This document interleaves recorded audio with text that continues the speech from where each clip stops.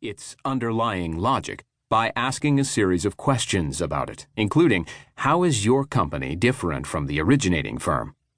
Are the innovation's goals worthwhile for your organization? Even if you decide the idea isn't right for you, the analysis can help you better understand your own management models and sharpen your practices.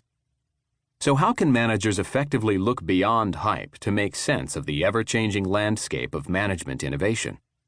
Broadly speaking, there are two ways to borrow from innovative companies: observe and apply, and extract the central idea.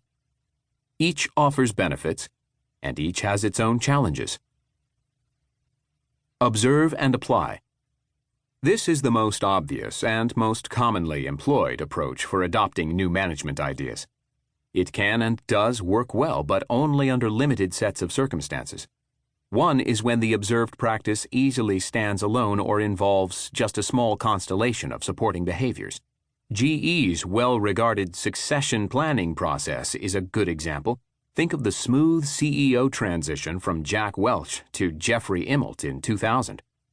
The process is supported by just a few specific actions, including creating transparency around the candidates and planning for the likely departures of those who don't get the job.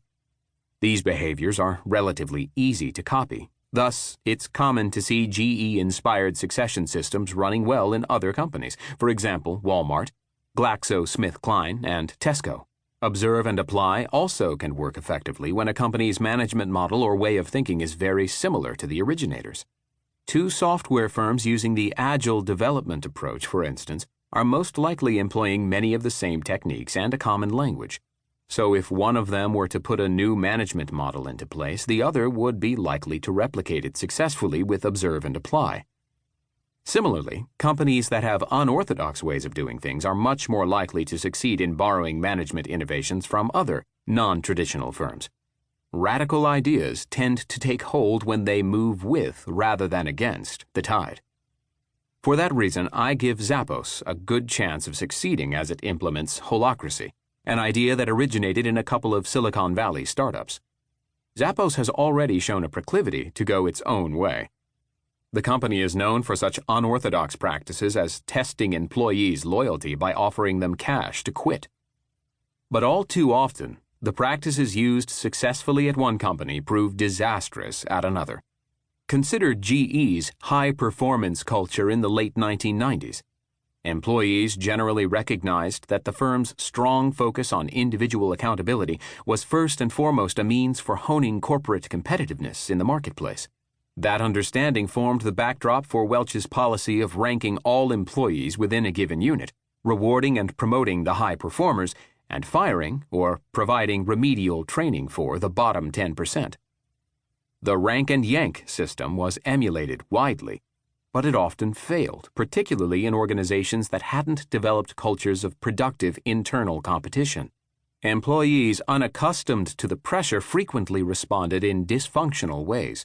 At Microsoft, for example, rank and yank ended up pitting employees against one another and diverting their attention from competing against other companies.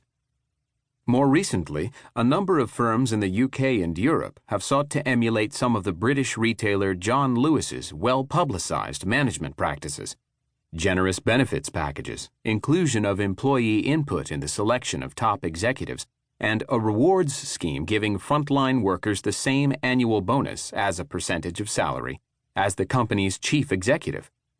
These practices have helped the retailer attain an industry-leading position in employee engagement and retention. But the ideas haven't been easy for shareholder-owned companies to adopt. For one thing, John Lewis's practices are all of a piece. They fit well with and reinforce one another. A strong focus on training and development, for example, supports the firm's highly selective hiring process and its emphasis on internal promotion. For another, they grew organically out of an employee-centric philosophy that goes back to the company's founding as a worker-owned partnership. Removed from that context, egalitarian policies often fail to win support from executives and shareholders. Google's policy of allowing employees to spend 20% of their time on innovation is another favorite target of the observe and apply approach, even though the company has now placed limits on the program to prevent developers from going off in too many directions at once.